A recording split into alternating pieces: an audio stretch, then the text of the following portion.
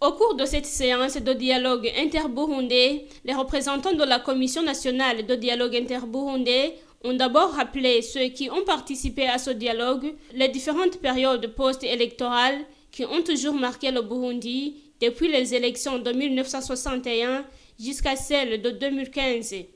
Le constat est que toutes les élections sont toujours suivies d'une crise basée sur des cas d'assassinat et de divergence d'ethnie. C'est dans ce cadre que les membres de la Commission nationale de dialogue interburundais ont demandé aux participants au dialogue de donner librement leurs opinions afin de trouver la solution aux problèmes qui hantent le pays et ainsi aboutir à une paix et une démocratie durable au Burundi.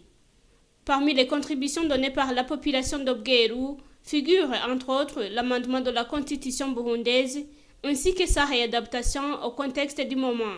Les autres participants veulent la suppression de cette dernière pour la remplacer par le dialogue interburundais qui se déroule actuellement à travers tout le pays.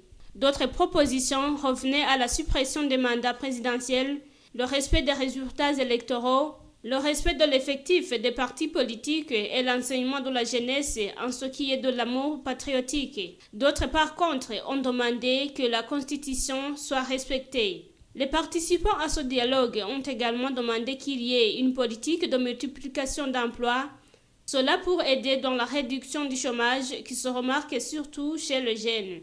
Ces derniers pourront échapper aux opinions de certains politiciens, les entraînant dans de mauvaises pratiques. Il faut également soutenir la commission Vérité et Réconciliation pour qu'elle fonctionne efficacement.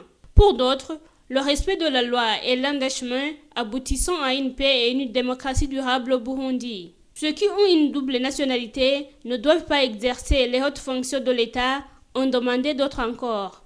Les présidents qui ne sont pas élus par le peuple ne doivent pas avoir la place à la Chambre haute du Parlement. Ces activités se déroulaient dans toute la province de Ruyigi, 11e province dans laquelle se déroule le dialogue interburundais au niveau des communes.